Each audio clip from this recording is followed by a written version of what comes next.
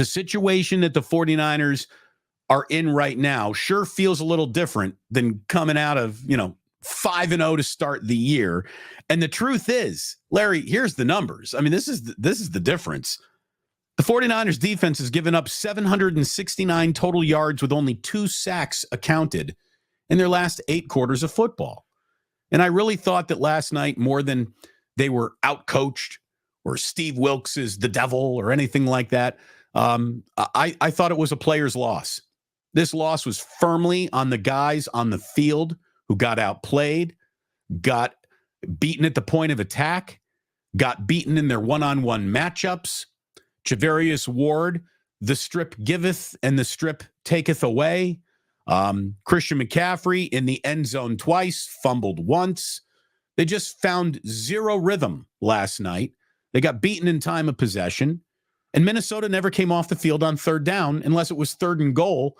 And this could have been a lot worse. They lost 22-17. It could have been worse had Minnesota chosen to be a little bit more aggressive on their 4th and goal opportunities. There was a fourth down that they punted on that normally Kevin O'Connell goes for in that situation. He played conservative, and the Niners did nothing to benefit from how much the Vikings let them hang around, even though they weren't even playing particularly well. Yeah. And the one part about this game that was bothering me is at halftime, the 49ers were giving up 5.8 yards per carry. This Viking team the week before went up against the Chicago Bears, and the Bears held them to 2.1 yards per carry with the same backs. And the Niners gave up almost 6 yards a carry. So that, to me, was bothersome. Where is the run D? What has happened to the run D? They got gashed in the preseason. Then I think, one of the things that kind of camouflaged their run D problems is their scoring early in the year. When it's hard to win the grimy games when you can't run the ball consistently and you can't stop the run. And I just think that really, like, if you look at the 49ers, schedule and how things have gone for them, did they really stop the run in week 1? Or did Brock Purdy and the offense score a bunch of points? The Rams ran it with Kyron Williams effectively in week 2. Did they really stop the run in week 3, or did they face a New York Giant team that didn't have Saquon Barkley? They did stop the run in the first half of the Cardinal game in week 4, but they also put up a ton of points in that game. And the situation same with Dallas. They put up a lot of points and took away the run game that way. They didn't stop Cleveland's run, even though Cleveland did it without Nick Chubb and Jerome Ford was instead their main runner. And they didn't do it last week. I mean, Jerome Ford and Alexander Mattison are not 2 of the NFL's better running backs. And the 49ers have not been able to stop the run in either game. So how's that going to play later this year when they try to play the Eagles in Philly? The Eagles can run the ball, that's going to be a problem. So, how are you going to do this in the playoffs against the best teams in football? You got to stop the run. And I don't know what the problem is. I don't know if it's the addition of Hargrave. He had one real Hargrave nice. Larry, he's living up to his reputation a little bit. A very good pass rushing D tackle who's a little light against the run. And that is kind of what we're seeing. I mean, I think that reputation has followed him to San Francisco.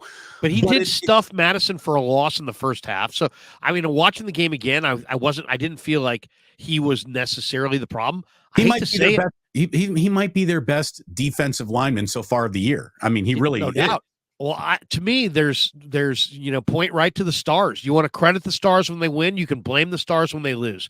Fred Warner couldn't make a tackle last night. He missed at least 4 or 5 tackles. He fell off a number of plays. Greenlaw is awesome against the run, but he's a little dinged up. They replaced their run defending safety tandem of Ward and Tart with 2 guys who have great ball skills, but don't really play the run. consistently, and Gibson and Hufanga.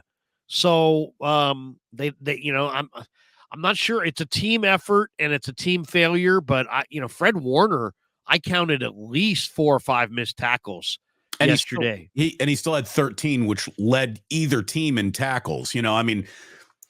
A bad game from Fred Warner is still a pretty good game from a lot of other players, but he has a level of expectation attached to him. And you see one guy run away from a Fred Warner tackle, you start saying, well, you don't see that very often. But yeah, Fred bounced off a couple of guys last night. He did not have a great game. And Dre Greenlaw, as overwhelming as he can be, I can't remember the last Niner game where they weren't checking him for something because he's down on the turf. He is always coming up a little, that didn't feel good in like every single game, all the time. And he straps it on. He's out there. He's a very good player, but this defensive line to me is the reason why this team has been underachieving in the last 2 weeks defensively. This defensive line is the reason why it's easy to point at Steve Wilks and say, well, he's not doing the job well. They are the heartbeat of this defense. They are supposed to set the tone for the entire team, and they simply haven't been. They haven't been. Through 7 games. Here are your sack totals, Larry. Hargrave has 3. Drake Jackson has 3. But hasn't had one all in week 1 game. Exactly. Yeah. So Drake Jackson, we have not even heard his name since the plane left Pittsburgh. So Hargrave has 3. Drake Jackson has 3. Bosa only has 2.5. Warner's got 2. Givens, Heidler, Greenlaw, Gregory have 1. And Eric Armstead has not even a whole. He has a half a sack.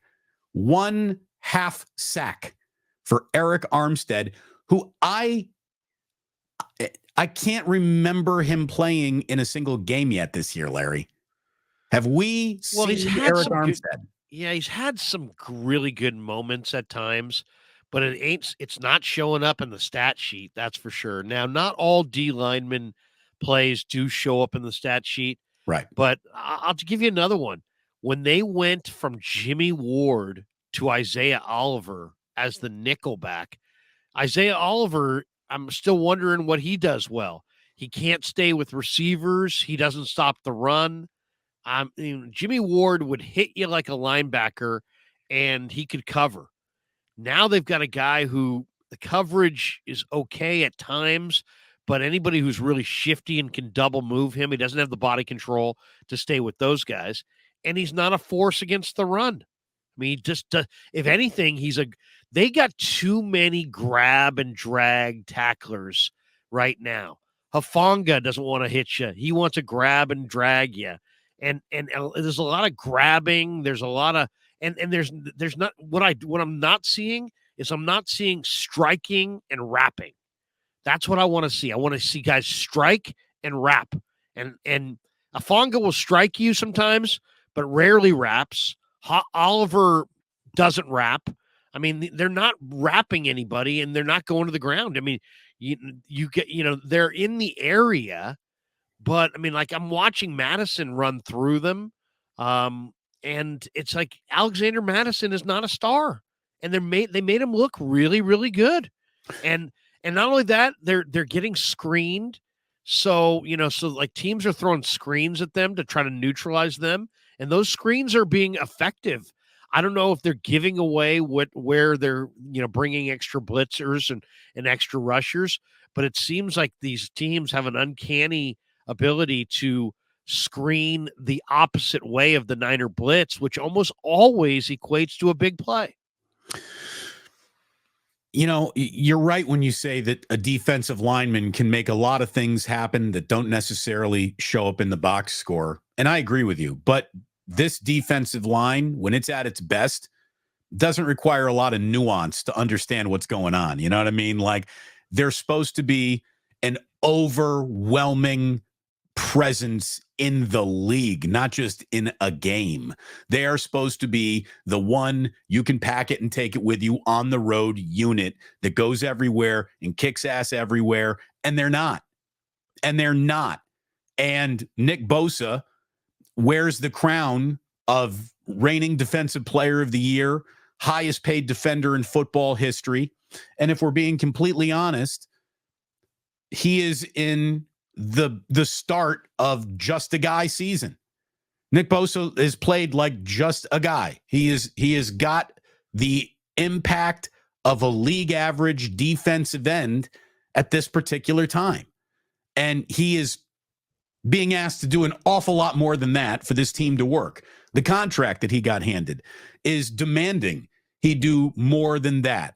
And I'm not saying that the offseason holdout is a part of why last night didn't go well, but maybe it's a part of the reason why Steve Wilkes is not coaching particularly well, because he didn't get enough reps in. But here's the thing. I mean, it's week 7.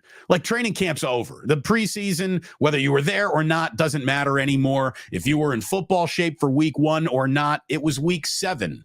So, well, I mean, we can talk about it all day. It ain't good enough. I don't care. Whatever he's doing, it ain't good enough. Right. A 35-year-old, relatively immobile quarterback dropped back to pass last night on a fast surface that favors the defense 45 freaking times, and Nick Bosa hit him once. And was that the only QB hit of the game? I mean, see, here's the thing. Forget these pressures. Pro Football Focus, screw Pro Football Focus. Pro Football Focus, if you went by them, you'd think that Nick Bosa was Myles Garrett. He ain't. Myles Garrett's outplayed Nick Bosa by a ton this year. Look at two stats, sacks and hits. If you don't hit the quarterback, you want to sack the quarterback. If you don't sack the quarterback, you want to hit the quarterback. Pressures, no. I'm not interested in pressures. I'm interested in hits and sacks. They got 0 sacks. They had 6 hits on the quarterback all night. He was only pressured on 25% of his 45 dropbacks. And again, Kirk Cousins is a statue back there compared to, modern NFL quarterback mobility.